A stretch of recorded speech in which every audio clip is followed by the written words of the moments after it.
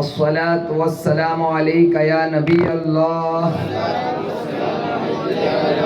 وعلى آلك وأصحابك يا نور الله صلی اللہ تعالی علیہ وسلم۔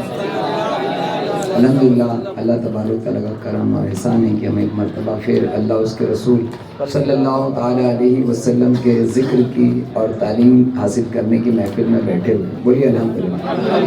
اللہ تبارک تعالیٰ جن پر اپنا خاص کرم فرماتا ہے ان کو اپنی محفلوں میں شامل ہونے کا شرف عطا فرماتا ہے، اور الحمدللہ ہم اللہ تبارک تعالیٰ کے پیارے رسول اللہ تبارک تعالیٰ کے محبوب صلی اللہ تعالیٰ علیہ وسلم کی محفل میں بیٹھے ہیں۔ یہ کوئی معمولی محفل نہیں ہے، اور اس کو صرف وہی جانتے ہیں جو عقل والے ہیں۔ عقل والے ہی جانتے ہیں کہ یہ محفل کتنی بلند مرتبہ محفل ہے۔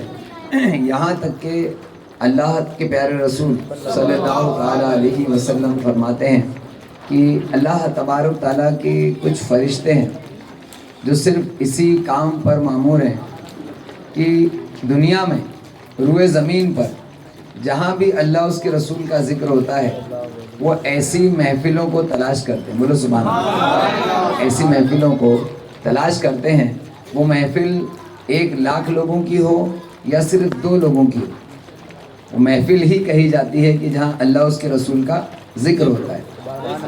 ان فرشتوں کا کام صرف یہی ہے کہ وہ روئے زمین پر اللہ اور اس کے رسول کے ذکر کرنے والوں کو تلاش کریں، اور جیسے ہی ان کو ایسے بندے مل جاتے ہیں جو اللہ اس کے رسول کا ذکر کرتے ہیں وہ وہیں ان کو گھیر لیتے ہیں۔ بولو سبحان اللہ۔ یعنی ان کو 2 لوگ ہیں تو ان کو گھیر لیں گے، اور اگر 100 لوگ ہیں تو ان کو گھیر لیں گے، 1,00,000 لوگ ہیں تو ان کو بھی گھیر لیتے ہیں، اور جب تک وہ محفل ختم نہیں ہوتی تب تک وہ اس محفل کے اندر شامل رہتے ہیں۔ اور جیسے ہی محفل کا اختتام ہوتا ہے تو رب تبارک تعالیٰ کی بارگاہ میں حاضری دیتے ہیں، اور اللہ تبارک تعالیٰ ان سے سوال کرتا ہے کہ تم نے میرے بندوں کو کیسا پایا؟ بولو سبحان اللہ۔ تم نے میرے بندوں کو کیسا پایا؟ تو اللہ تبارک تعالیٰ کے فرشتے کہتے ہیں اللہ ہم نے ان کو تیرا ذکر کرتے پایا۔ اللہ پوچھتا ہے کہ وہ کیا چاہتے ہیں، میرے بندے کیا چاہتے ہیں؟ تو اللہ کے وہ فرشتے کہتے ہیں کہ اللہ تعالیٰ وہ تیری جنت کے طلبگار ہیں، امیدوار ہیں۔ پھر پوچھتے اور کیا طلب کرتے ہیں کہ اے اللہ تعالیٰ وہ تیری جہنم سے پناہ چاہتے ہیں۔ تو اللہ تبارک تعالیٰ فرماتا ہے فرشتوں گواہ ہو جاؤ کہ میں نے ان کو جنت عطا فرمائی، ان کو میں نے جہنم سے آزادی عطا فرمائی، اور ان کی بخشش فرما دی۔ تو یاد رکھیں ایسی محفلیں جس میں اللہ اس کے رسول کا ذکر ہوتا ہے یہ معمولی محفلیں نہیں ہوتی ہیں۔ ہم ان محفلوں کو چھوٹا بڑا سمجھ کر آتے ہیں، کبھی کبھی کوئی شخص اس وجہ سے بھی آتا ہے کہ عرفان بھائی نے بلایا ہے یا جو اس کے انتظامیہ ہیں انہوں نے بلایا ہے تو جانا ضروری ہے، نہیں جائیں گے تو کیا کہیں گے۔ اللہ کے واسطے ان محفلوں کی عظمت کو سمجھو۔ کسی کی شادی بیاہ میں اگر نہیں جاؤ تو کوئی مسئلہ نہیں، لیکن کم سے کم ایسی محفلیں جو اللہ اس کے رسول سے تعلق رکھتی ہیں اس میں ضرور رہو، کریں گے نا انشاءاللہ۔ اور ان کی اہمیت کو سمجھو، جس نے جتنی بہترین نیت کی اللہ تبارک تعالیٰ اس کے مطابق ان کو برکت عطا فرماتا ہے۔ اور کیونکہ یہ نبی پاک صلی اللہ علیہ وسلم کی محفل ہے تو یاد رکھنا اللہ تبارک تعالیٰ کا صدقہ، اللہ تبارک تعالیٰ جو ہے وہ اپنی رحمتیں اور اپنا فضل بے شمار بے اندازہ بہاتا ہے لوگوں کے اوپر، اور اللہ تبارک تعالیٰ نازل فرماتا ہے، اس سے اس شخص کو اتنا زیادہ حصہ ملتا ہے جو اچھی نیتوں کے ساتھ شامل ہوتا ہے۔ الحمدللہ میں نے قرآن پاک کی جس آیت کریمہ کی تلاوت کی، اللہ تبارک تعالیٰ نے فرمایا لقد من اللہ علی المؤمنین، یعنی بے شک ہم نے مومنوں پر احسان کیا۔ بولو سبحان اللہ۔ اب جب سے یہ ربیع الاول کا مہینہ شروع ہوا اس آیت کو آپ نے اتنی مرتبہ سنا ہوگا علماء کرام سے، کیونکہ بلا شبہ اللہ تبارک تعالیٰ کی سب سے بڑی نعمت نبی کریم صلی اللہ علیہ وسلم کے ساتھ۔ اگر کوئی حضور علیہ السلام کو محض پیغمبر سمجھے کہ صرف پیغام رساں ہیں، یا محض رسول سمجھے، اب آپ کہیں گے کہ رسول کو محض بولنے کا مقصد کیا؟ یعنی رسول بلا شبہ بہت بلند مرتبہ ہوتے ہیں، لیکن سرکار علیہ السلام کی ذات جو ہے وہ نبی ہونے سے، رسول ہونے سے بہت بالا تر ہے۔ حضور علیہ السلام رسول ہیں لیکن محض رسول نہیں ہیں. حضور علیہ السلام نبی ہیں لیکن محض نبی نہیں ہیں. حضور علیہ السلام پیغمبر ہیں لیکن محض پیغمبر نہیں ہیں. حضور علیہ السلام حقیقت میں سید المرسلین ہیں. اور میں آپ کو بتاؤں کہ سرکار علیہ السلام محض سید المرسلین بھی نہیں، کیونکہ رسولوں کا بھی اللہ تبارک تعالیٰ کسی کو سردار بناتا ہے. جیسے فرشتوں کے سید کون ہیں؟ سید الملائکہ ہیں حضرت جبریل علیہ السلام، ہے نا. تو رسولوں میں بھی کوئی پیغمبر ہوتا لیکن حضور علیہ السلام کی ذات اور ان کا مرتبہ مقام اس سے بھی بالا تر. کیا ہے؟ حضور علیہ السلام محبوب پروردگار ہے، حبیب خدا ہیں. اور حضور علیہ السلام کا یہ مرتبہ، یہ جو شان ہے، یہ کوئی نہیں سمجھ سکتا کہ اللہ تبارک تعالیٰ نے ان کو کیا شان عطا فرمائی اور اللہ تبارک تعالیٰ نے ان کو کیسی اپنی محبت عطا فرمائی اور اللہ تبارک تعالیٰ کس حد درجے تک اللہ کے رسول صلی اللہ علیہ وسلم سے محبت فرماتا ہے. اسی لیے حضور علیہ السلام کے ارد گرد سارا معاملہ گھومتا ہے. یاد رکھیں جو کچھ ہے اس دنیا میں، جو کچھ ہے وہ سب سرکار علیہ السلام کے ارد گرد ہے. یاد رکھنا اللہ تعالیٰ نے ہم کو دنیا میں بھیجا تو ہمارے سارے معاملات اللہ تعالیٰ نے حضور علیہ السلام کے آس پاس میں رکھے. آپ سرکار علیہ السلام کے اختیارات جانتے ہیں؟ سرکار علیہ السلام نے جس چیز کو حلال کر دیا وہ حلال، جس چیز کو حرام کر دیا وہ حرام. حضور علیہ السلام کے تعلق سے اللہ تعالیٰ نے خود قرآن پاک میں آیت نازل فرمائی. اللہ تبارک تعالیٰ فرماتا ہے یہ رسول تم کو جو عطا کرے وہ لے لو اور جس سے منع کرے رک جاؤ. یہ جو تم کو جو عطا کریں اس کو لے لو اور جس سے منع کریں اس سے رک جاؤ. یہاں تک کہ نبی کریم صلی اللہ تعالیٰ علیہ وسلم سے صحابہ کرام سوال کیا کرتے تھے. کبھی کبھی کسی چیز کے کسی مسئلے میں جب سوال کیا کرتے تھے تو حضور علیہ السلام نظر انداز کرتے. اور پھر ایک مرتبہ کا واقعہ ہے کہ حضور علیہ السلام سے کوئی چیز کا سوال کیا گیا تو حضور علیہ السلام نے نظر انداز کیا. پھر دوبارہ وہ شخص سرکار علیہ السلام کے دوسری طرف سے آیا اور پھر دوبارہ اس نے سوال کیا. سرکار علیہ السلام نے پھر نظر انداز کیا. پھر اس کے بعد دوبارہ بھی نظر انداز کیا. پھر سرکار علیہ السلام نے اپنی محفل کے اختتام پر اس کو بلایا اور کہا کہ تم یہ سوال کر رہے تھے، زیادہ سوال نہ کیا کرو، زیادہ سوال نہ کیا کرو. اللہ تبارک تعالیٰ نے جس چیز کو تمہارے لیے حلال کیا وہ حلال ہے اور اس کے علاوہ جو حرام کیا وہ حرام ہے، جو ذکر کر دیا گیا. اس کے علاوہ زیادہ سوال نہ کرو. اگر اللہ اس کے رسول تمہارے لیے کسی چیز کا حکم فرما دے تو تم پر وہ اس پر عمل کرنا لازم ہو جائے گا. پتہ چلا کہ اللہ تعالیٰ نے حضور علیہ السلام کو اختیار دیا. یہاں تک کہ حضور علیہ السلام کے پاس ایک صحابی تھے اور ان کے لیے میں شارٹ میں بتا رہا ہوں کیونکہ اپنی محفل جو ہے ابھی زیادہ دیر نہیں چلنے والی ہے. حضور علیہ السلام نے ایک صحابی تھے کہ جن کے لیے سونے کے کنگن کی بشارت کی، سونے کی کنگنوں کی بشارت کی، جبکہ سونے کے کنگن مرد کے لیے حرام ہے نا. لیکن وہ جو صحابی تھے انہوں نے، ان کے انتقال کا وقت تھا، یعنی انتقال کا وقت نہیں تھا، علیل تھے، سخت علیل تھے.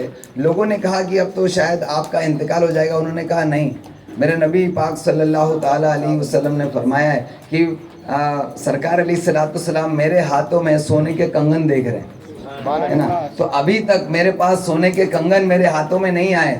ضرور بضرور میں وہ دن آئے گا اور اس سے پہلے میرا انتقال نہیں ہوگا. اور واقعی ایسا ہوا کہ حضور علیہ السلام نے جو بشارت دی تھی وہ پوری ہوئی اور اس مرض سے ان کو شفا ملی اور ان کا انتقال نہیں ہوا، جبکہ لوگ سمجھ رہے تھے کہ ان کا انتقال ہوگا. تو حضور علیہ السلام نے جس کے لیے جو چاہا حلال کیا، حضور علیہ السلام نے جس کے لیے جو چاہا منع کر دیا تو اس کے لیے منع ہو گیا. پتہ چلا کہ اللہ تعالیٰ نے حضور علیہ السلام کو صاحب اختیار بنا کر بھیجا، مالک و مختار بنا کر بھیجا. یہاں تک کہ صحابہ اکرام حضور علیہ السلام کے پاس ایسی چیزیں، ایسے سوال لایا کرتے. سوال سے مراد کوسچن آنسر والا سوال نہیں، یعنی سوالی کا سوال ہوتا ہے نا، جس کو جو ملا ان کے در سے ملا. تو حضور علیہ السلام کے پاس مان لیجئے آپ کی آنکھ اگر پھوٹ جائے اور بہہ جائے، اس کے بعد اس کو کون سنبھال سکتا ہے؟ کوئی صحیح کر سکتا ہے؟ آج کا سرجری والا ڈاکٹر بھی صحیح نہیں کر سکتا، دوسری آنکھ ٹرانسپلانٹ کرنا پڑے، ہے نا. لیکن صحابہ کرام کا عقیدہ دیکھو، عقیدہ صحابہ کرام کو پتا تھا کہ نبی مختار کل ہیں، جس کو جو چاہیں عطا کریں۔ حضور علیہ السلام چاہیں تو اس سرکار کے لیے یہ کوئی بڑی بات نہیں۔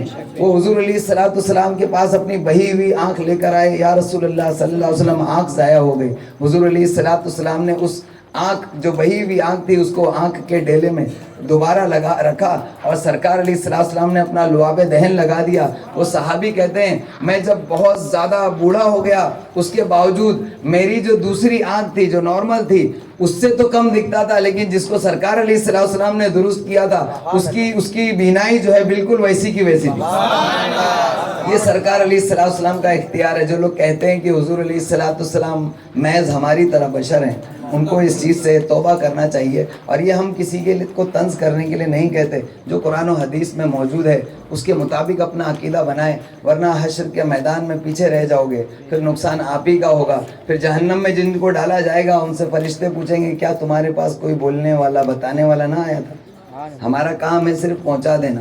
جو جس نے مانا اس نے کامیابی حاصل کی۔ تو ہم کو چاہیے کہ ہم حضور علیہ السلام کی عظمتوں کو سمجھیں۔ حضور علیہ السلام کے پاس ایک صحابی دوران جنگ ان کا ہاتھ کٹ گیا، وہ اپنا کٹا ہوا ہاتھ دوسرے ہاتھ میں اٹھا کر لائے، یا رسول اللہ صلی اللہ علیہ وسلم میرا ہاتھ کٹ گیا۔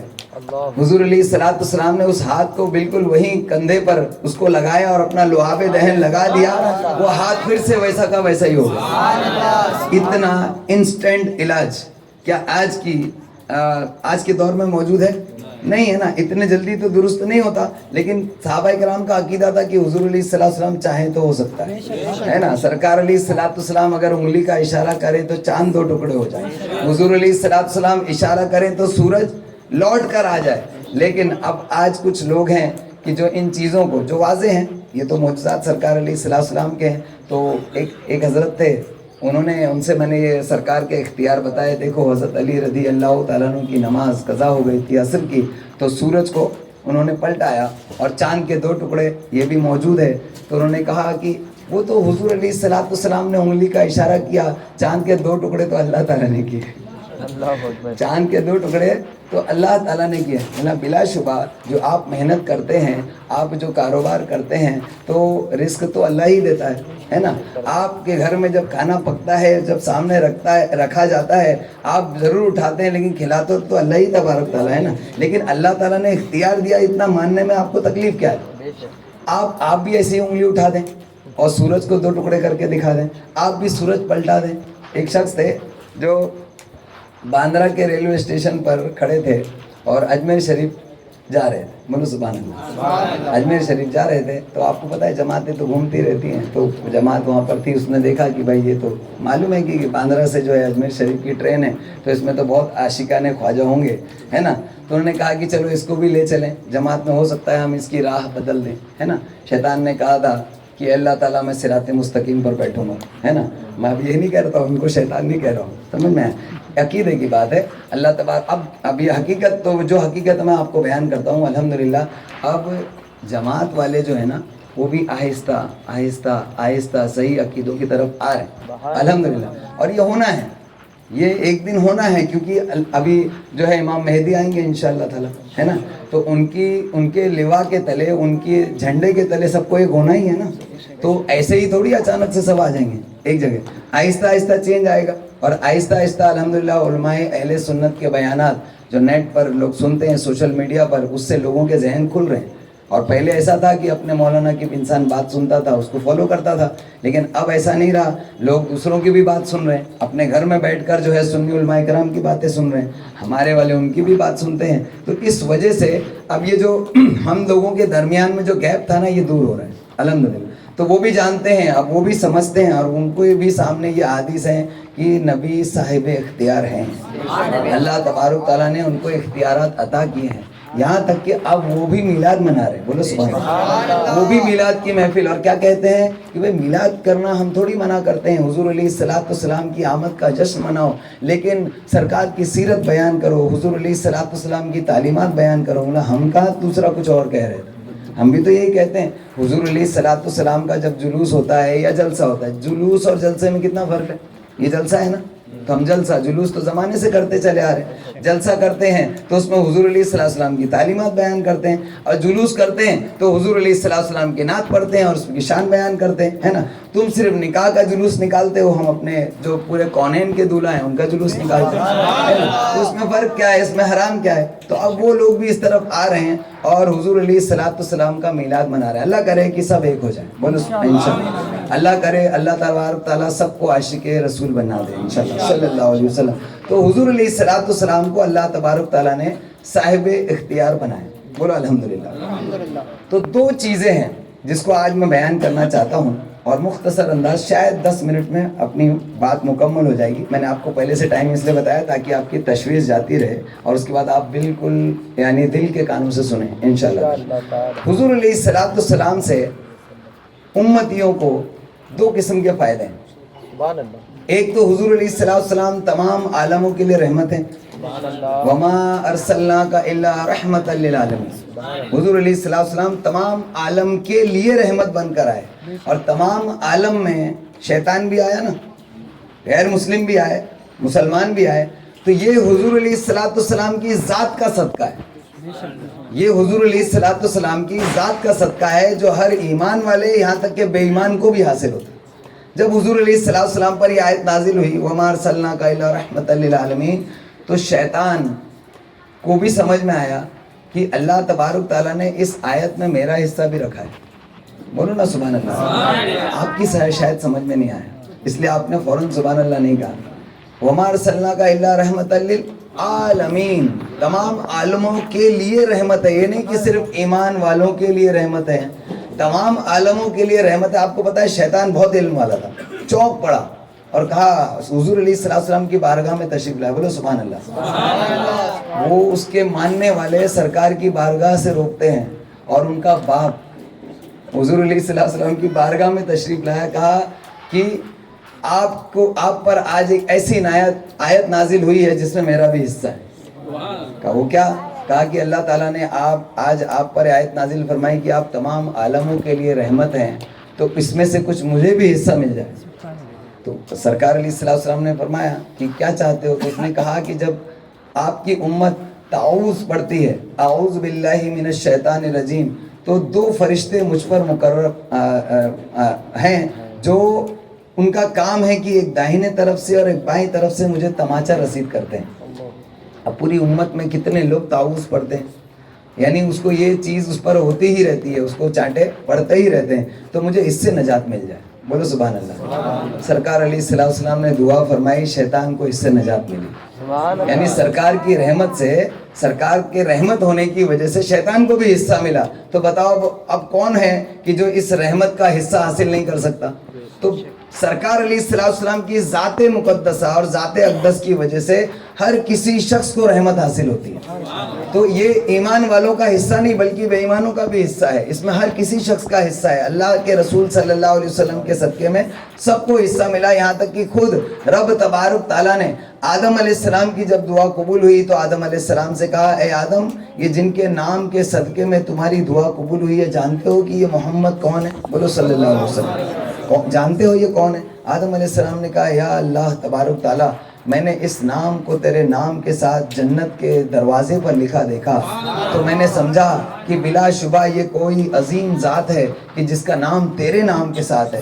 لا الہ الا اللہ, اس جملے میں آخر میں اللہ آتا ہے, اور محمد رسول اللہ کی شروعات میں محمد ہے. آپ جب لکھا ہوا دیکھیں گے تو اللہ اور محمد بالکل آس پاس آپ کو ملے, ہے نا. تو بلا شبہ یہ کوئی عظیم ذات ہے, اس لیے میں نے ان کے صدقے میں دعا قبول کی. دھیان سے غور و فکر کیجئے, اللہ تبارک تعالیٰ کے رسول نبی حضرت آدم علیہ نبینا علیہ السلام نے اپنی لغزش کے لیے کتنے سال دعا کی تھی جو قبول نہیں ہوئی تھی؟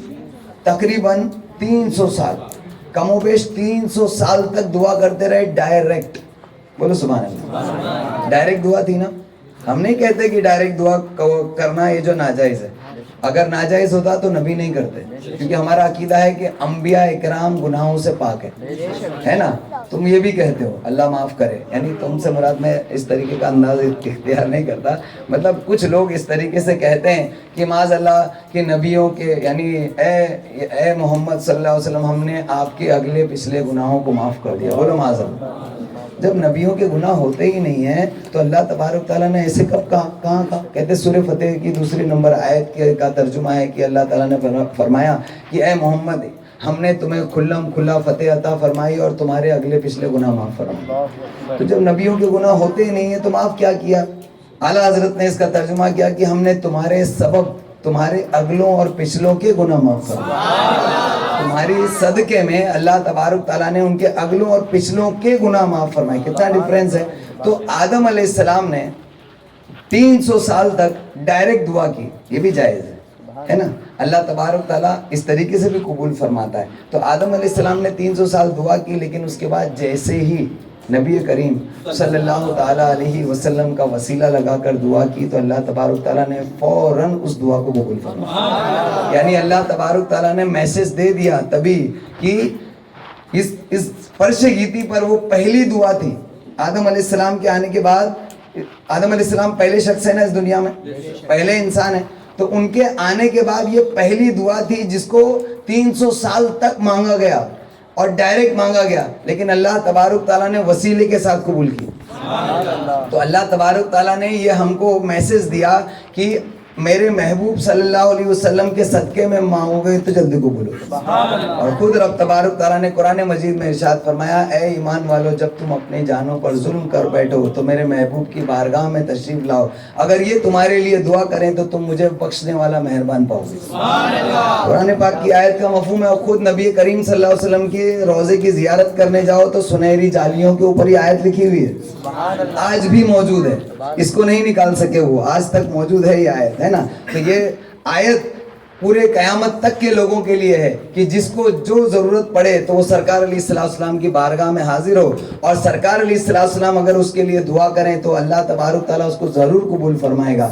اس لیے اعلیٰ حضرت فرماتے ہیں لا و رب العرش جس کو جو ملا ان سے ملا، بڑھتی ہے کونین میں نعمت رسول اللہ ہے نا. اور بخدا خدا کا یہی ہے در، نہیں اور کوئی مفر مکر، جو وہاں سے ہے یہیں آ کے ہے، جو یہاں نہیں تو پھر وہاں نہیں. یہ عقیدہ صحابہ کرام کا تھا، یہی عقیدہ ہم کو اعلیٰ حضرت نے دیا، یہی عقیدہ ہمارا ہونا چاہیے. صحابہ کرام کا یہ عقیدہ تھا تو سرکار علیہ السلام کی ذات کے تعلق سے ہمارا یہ عقیدہ ہمارے لیے لازم ہے، تب ہم ایمان والے کہلائیں گے. یاد رکھیے حضور علیہ السلام اپنی ذات کے بطور ہم سب کے لیے رحمت ہے، ٹھیک ہے.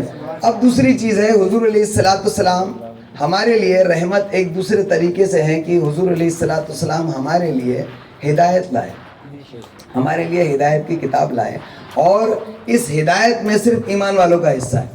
اللہ تبارک تعالیٰ نے قرآن مجید میں ارشاد فرمایا الف لام میم ذالک الکتاب لا ریب فیہ ھدی للمتقین، ہدایت ہے ڈر والوں کے لیے ہے نا. تو ہم کو چاہیے کہ ہم اللہ تبارک تعالیٰ کے اس کلام سے فائدہ اٹھائیں جو نبی کریم صلی اللہ تعالیٰ علیہ وسلم ہم تک لے کر آئے. تو یہ دوسرا فائدہ ہے جو حضور علیہ السلام سے ہم کو حاصل کرنا چاہیے، جو ایمان والوں کا حصہ ہے، صرف اور صرف ایمان والوں کا حصہ ہے.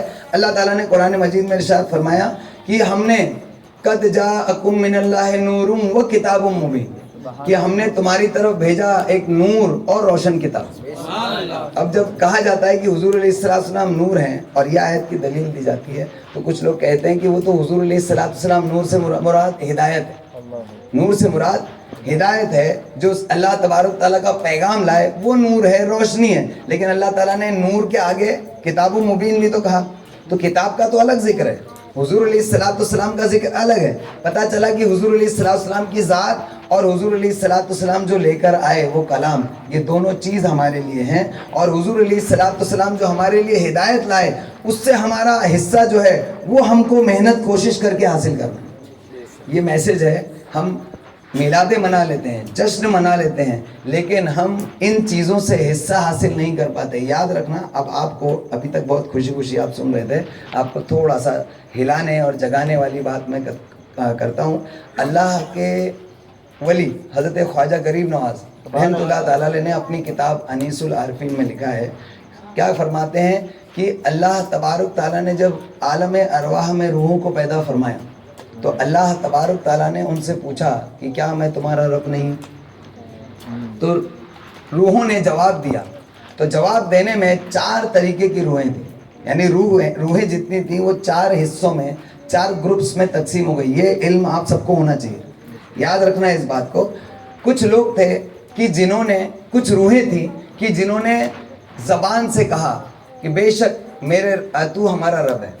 اللہ تعالیٰ نے کیا پوچھا؟ کیا میں تمہارا رب نہیں؟ تو کچھ روحیں تھیں جنہوں نے کہا کہ بے شک تو ہمارا رب ہے، اور انہوں نے دل سے بھی کہا اور زبان سے بھی کہا۔ جیسے ہم نکاح کرتے ہیں تو نکاح کے وقت کہتے ہیں نا قبل تو قبول کیا میں نے، قبول کیا میں نے، قبول کیا میں نے۔ تو وہ جو امام صاحب ہیں وہ کہتے ہیں دل سے اور زبان سے دونوں سے قبول کرنا ہے نا، تو اس ٹائم برابر دھیان سے، دل سے بھی ہے اور زبان سے بھی ہے نا، تو اس وقت میں دل سے اور زبان سے دونوں سے قبول کیا کچھ روحیں نے کہ بے شک اے اللہ تو ہمارا رب ہے، تو ہمارا پروردگار ہے، ٹھیک ہے۔ اور کچھ روحیں تھیں جنہوں نے نہ زبان سے قبول کیا اور نہ دل سے قبول کیا، یہ دوسرے قسم کی روحیں تھیں۔ اور تیسرے قسم کی روحیں تھیں کہ جنہوں نے زبان سے تو قبول کیا لیکن ان کے دل میں نہیں تھا، انہوں نے کہا بے شک تو ہمارا رب ہے، لیکن ان کا دل اس میں حاضر نہیں تھا اور دل اس میں مطمئن نہیں تھا۔ اور چوتھے قسم کی تھیں کہ جنہوں نے زبان سے تو نہیں کہا لیکن ان کا دل کہہ رہا تھا بے شک یہی ہمارا پروردگار ہے، ٹھیک ہے۔ تو اب خواجہ غریب نواز رحمۃ اللہ علیہ فرماتے ہیں کہ اللہ تبارک تعالیٰ نے عالم ارواح میں جو جتنی روحیں رکھی تھیں، وہ ساری روحیں آج اس فرش گیتی پر پیدا ہوتی ہیں، کوئی مرتا ہے کوئی پھر پیدا ہوتا ہے، ہمارے گھروں میں بچوں کی ولادتیں ہوتی ہیں تو ہر بچے کے اندر ایک روح ہوتی ہے نا، بغیر روح کے تو انسان ہوتا نہیں ہے نا، تو اس میں سے پتہ نہیں کون سی روح ہے کہ جو دنیا ہمارے گھر میں پیدا ہوئی یا کسی کے گھر میں پیدا ہوئی۔ تو کہتے ہیں کہ جو شخص مسلمان کے گھر میں پیدا ہوا اور ایمان پر ہی اس کا خاتمہ ہوا تو یہ وہ روح تھی کہ جس نے زبان سے بھی قبول کیا تھا اور دل سے بھی قبول کیا۔ یہ نالج کی بات ہے، یاد رکھنا۔ تھوڑے اللہ کے ولیوں کی کتابیں بھی پڑھ لینا بھائی، مہربانی کر کے۔ ہم نے صرف غریب نواز غوث پاک کی نیازیں کھائیں لیکن کبھی ان کی کتابوں سے استفادہ حاصل کرنے کی کوشش نہیں کی، بڑے افسوس کی بات ہے۔ آج آپ مجھے بتائیے کہ اگر خواجہ غریب نواز کی اجمیر شریف کے اندر خواجہ غریب نواز تشریف لائیں اور ان کی خانقاہ لگ جائے تو کیا ہم میں سے کوئی بچے گا جو اس کے اندر شامل نہیں ہوگا؟ سب جائیں گے نا، سب چاہیں گے نا کہ ہاں غریب نواز کا بیان سنیں گے۔ اگر اعلان ہو جائے کہ خواجہ غریب نواز تشریف لانے والے ہیں اور وہ واعظ فرمائیں گے تو پورے کائنات کے لوگ جمع ہو جائیں گے نا، کیونکہ ہم خواجہ غریب نواز کو سے محبت رکھتے ہیں۔ تو یہ خواجہ غریب نواز جو کتاب لکھ کر گئے وہ کس کے لیے لکھ کر گئے؟ ہم ہی لوگوں کے لیے نا، ہم عاشقوں کے لیے۔ تو ہم کو چاہیے کہ ہم ان کی کتابوں سے استفادہ کریں۔ تو ایک روح کون سی تھی کہ جس نے دل سے بھی قبول کیا اور زبان سے بھی قبول کیا۔ تو جو ایمان کے ساتھ پیدا ہوتے ہیں، ایمان والے کے گھر میں پیدا ہوتے ہیں اور ایمان ہی پر ان کا خاتمہ ہوتا ہے۔ پھر دوسری قسم کی روح کہ جو نہ زبان سے قبول کیا اور نہ دل سے قبول کیا، وہ ہے جو کافر کے گھر میں پیدا ہوا اور کفر پر ہی مرا، ٹھیک ہے۔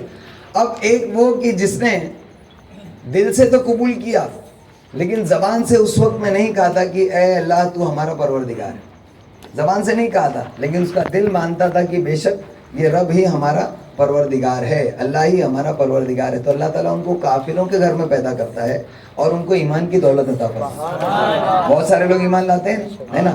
اب یہ جو چوتھے قسم کے ہیں نا، اس میں بڑا خطرہ ہے۔ میں نے آپ کو کہا نا، آپ کو ہلانے والی بات میں بتانے والا، وہ لوگ کہ جو مسلمان کے گھر میں پیدا ہوتے ہیں لیکن خاتمہ ان کا ایمان پر نہیں ہوتا، یہ وہ لوگ ہیں کہ جنہوں نے اللہ تبارک تعالیٰ کا رب ہونا زبان سے قبول کیا تھا لیکن ان کا دل مطمئن نہیں تھا۔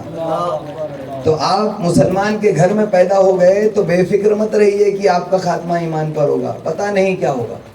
اور یاد رکھنا، اچھوں کے ایمان آخری وقت میں سلب ہو گئے، اچھوں کے ایمان سلب ہو گئے آخری وقت میں۔ حضرت برخ اسود کا آپ نے نام سنا ہوگا، یہ تو اللہ کے ولی ہیں۔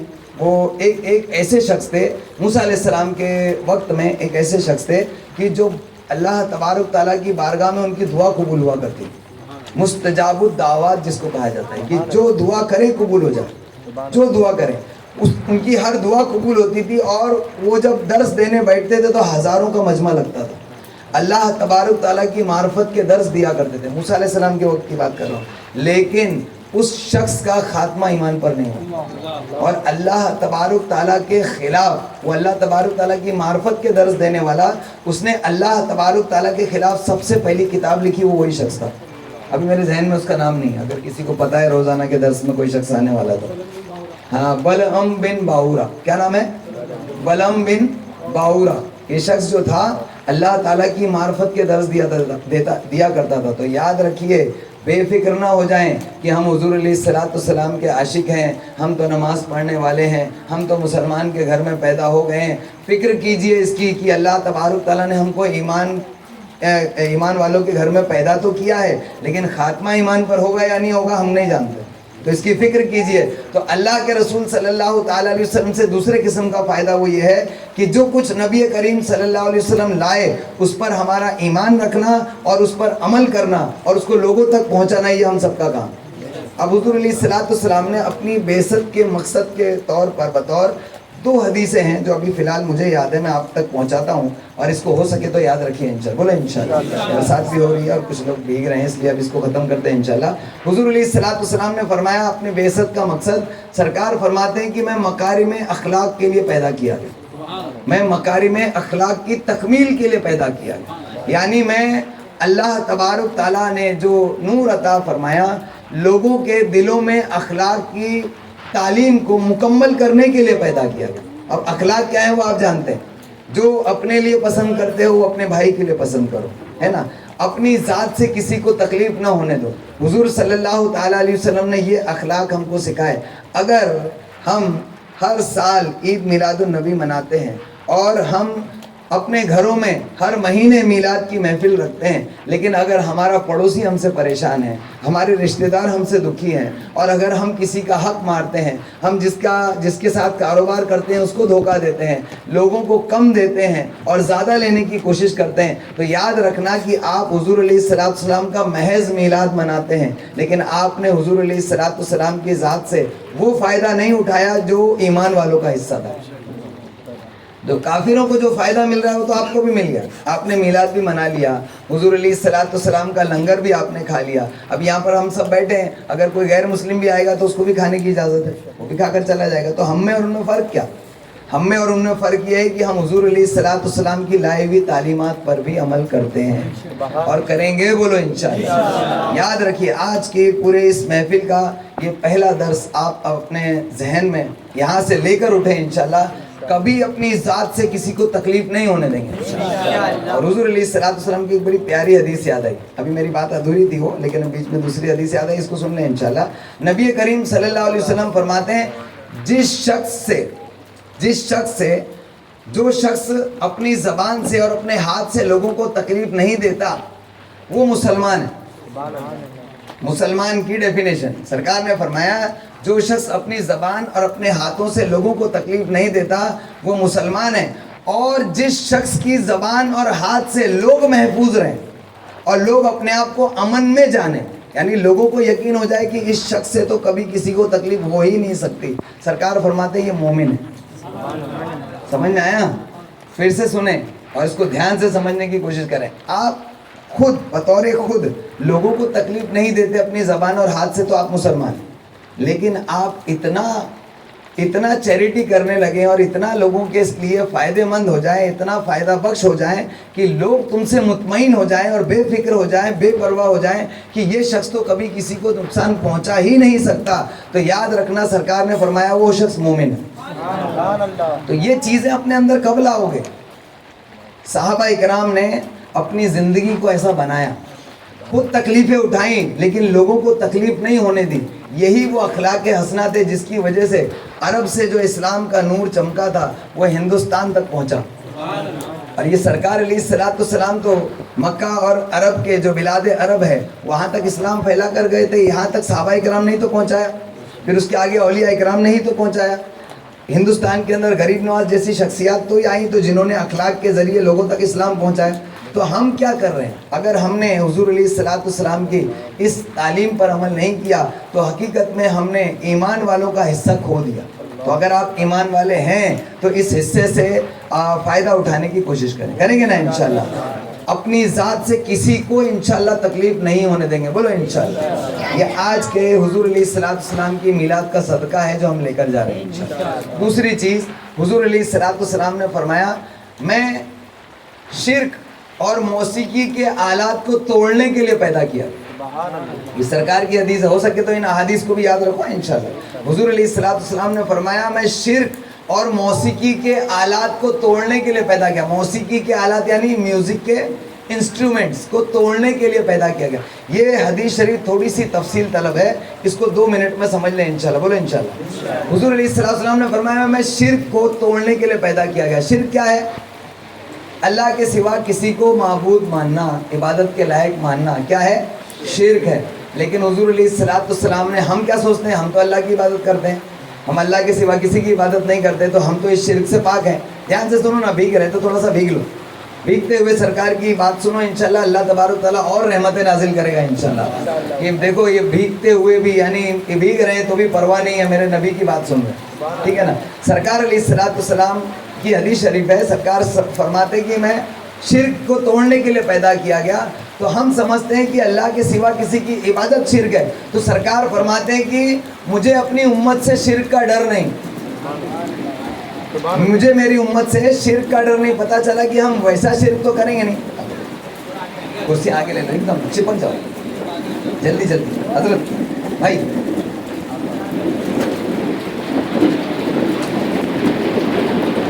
ہماری تال پتری لمیٹڈ ہے, لیکن حشر کے میدان میں سرکار علیہ السلام کا دامن رحمت بہت وسیع ہوگا انشاءاللہ. ٹھیک ہے نا, بولو سبحان اللہ, بولو سبحان اللہ, بولو سبحان اللہ.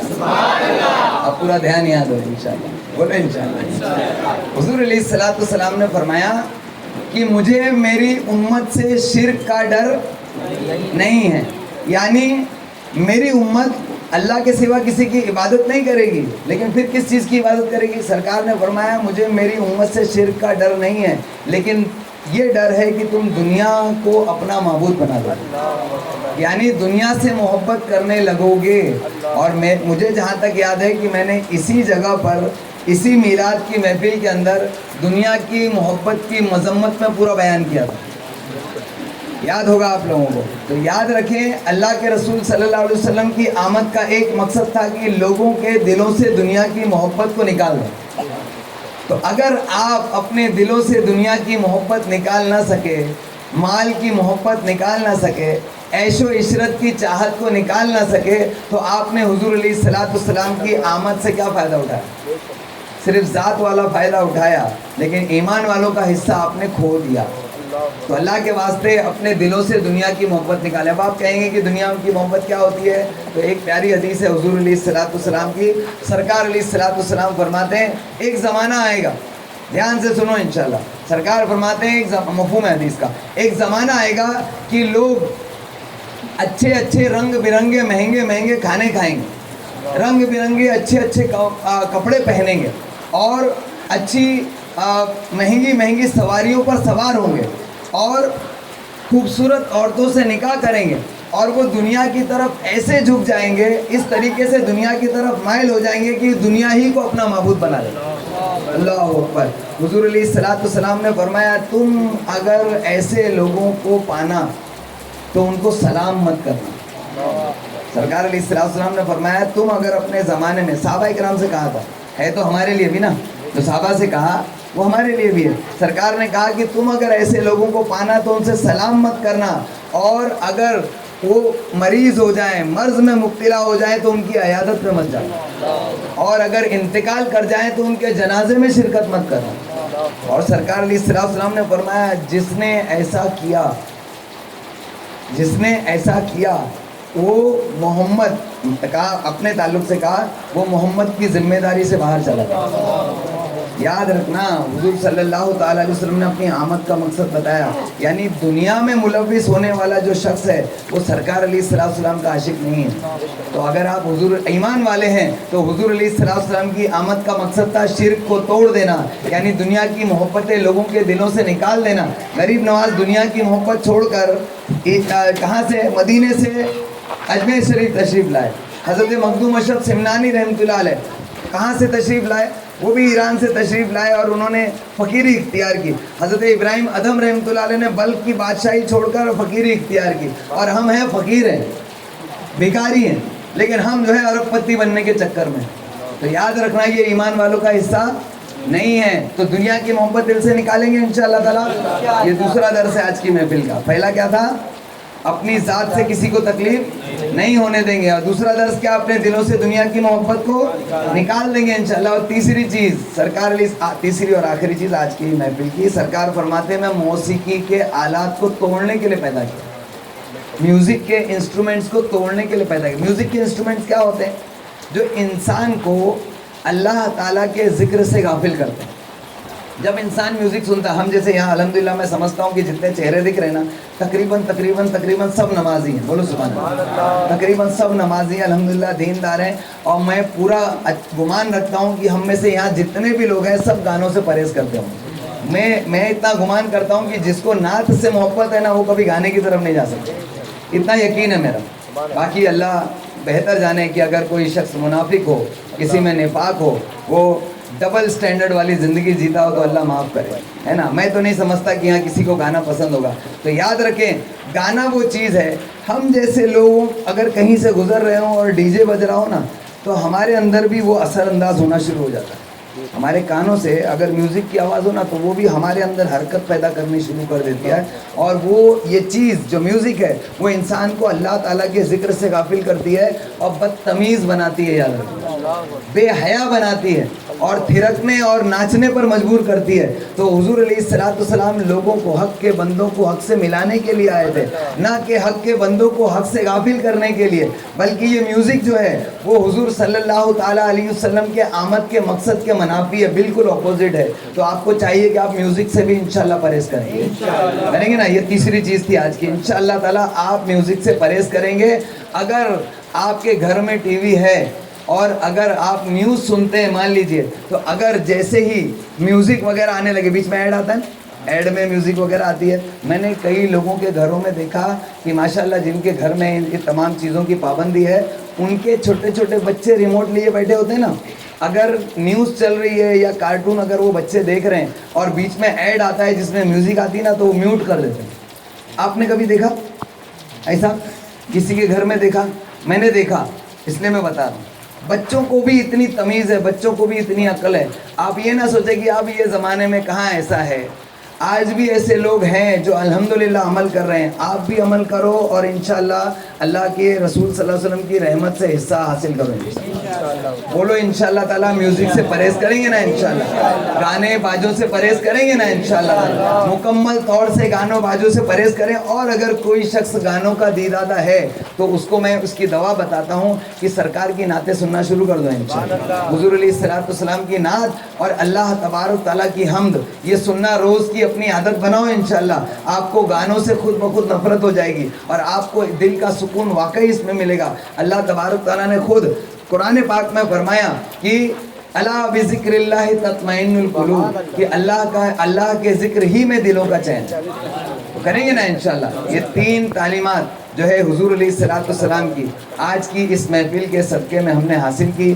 اللہ تبارک تعالیٰ ہم سب کو حضور صلی اللہ تعالیٰ علیہ وسلم کے لائی ہوئی اس نعمت کو حاصل کرنے اور حصہ حاصل کرنے کی توفیق عطا فرمائے. اللہ تبارک تعالیٰ سے دعا ہے, اللہ تبارک تعالیٰ کہنے سننے سے زیادہ ہم سب کو عمل کی توفیق عطا فرمائے. میرے مولا نبی کریم صلی اللہ تعالیٰ علیہ وسلم کی نالین مقدس کے صدقے طفیل ہمیں خوب نیکیاں کر کے آخرت کا سامان کرنے کی توفیق عطا فرمائے. میرے مولا ہمیں دنیا اور آخرت کی تمام بھلائیاں عطا فرمائے. بالخصوص میرے مولا ہمیں حضور علیہ الصلوۃ والسلام کی لائی ہوئی شریعت پر مضبوطی سے عمل کی توفیق عطا فرمائے. میرے مولا ہمیں اپنی زندگی کو حضور علیہ الصلوۃ والسلام کی سنتوں کے مطابق گزارنے کی توفیق عطا فرمائے. میرے مولا ہمیں حضور علیہ الصلوۃ والسلام کا والہانہ عشق عطا فرمائے. میرے مولا ہمیں حضور علیہ الصلوۃ والسلام کی ذات سے محبت عطا فرمائے. میرے مولا ہمیں حضور علیہ الصلوۃ والسلام کے دین سے محبت عطا فرمائے. میرے مولا ہمیں حضور علیہ الصلوۃ والسلام کی سنتوں سے محبت عطا فرمائے. میرے مولا ہمیں حضور علیہ الصلوۃ والسلام کی شریعت سے محبت عطا فرمائے. میرے مولا ہمیں حضور علیہ الصلوۃ والسلام کے پیغام کو حضور علیہ الصلوۃ والسلام کی امت تک پہنچانے کی توفیق عطا فرما میرے مولا، ہمیں صحابہ اکرام کا نقش قدم عطا فرما، ہمیں اولیاء اکرام کا نقش قدم عطا فرما میرے مولا، ہمیں غوث و غزالی خواجہ اور رضا کا سچا پکا عاشق و دیوانہ بنا میرے مولا، ہمیں ان کے مشن کا حصہ بننے کی توفیق عطا فرما میرے مولا، ہمیں ان کی تعلیمات کو سیکھ کر عمل کر کے دوسروں تک پہنچانے والا بنا میرے مولا، سنی دعوت اسلامی کو دن دونی رات چوگنی ترقی عطا فرما میرے مولا، ہمیں دین کا کام کرنے کی توفیق عطا فرما میرے مولا، ہمیں حضور علیہ الصلوۃ والسلام کی حدیث کو لوگوں تک پہنچانے کی توفیق عطا فرما میرے مولا، حضور علیہ الصلوۃ والسلام اور تیرے تمام محبوبان بارگاہ کے صدقے طفیل ہمارے دلوں کو تمام برائیوں سے پاک و صاف فرما، ہمارے دلوں کو دنیا اور مال کی محبت سے پاک و صاف فرما، عیش و عشرت کی چاہت سے ہمارے دلوں کو پاک و صاف فرما میرے مولا، گناہوں کی نفرت ہمارے دلوں میں پیدا فرما، نیکیوں کی محبت عطا فرما، کثرت سے تیرا ذکر کرنے والی زبان عطا فرما میرے مولا، ہمتن تجھے یاد رکھنے کی توفیق عطا فرما میرے مولا، تیری ذات و صفات میں غور و فکر کی توفیق عطا فرما میرے مولا، ہمیشہ تیری یاد میں ڈوبے رہنے کی توفیق عطا فرما میرے مولا، حضور صلی اللہ علیہ وسلم کا دیدار خواب میں عطا فرما، موت کے وقت عطا فرما، قبر میں عطا فرما، حشر کے میدان میں عطا فرما، جنت میں حضور علیہ الصلوۃ والسلام کا ساتھ نصیب فرما،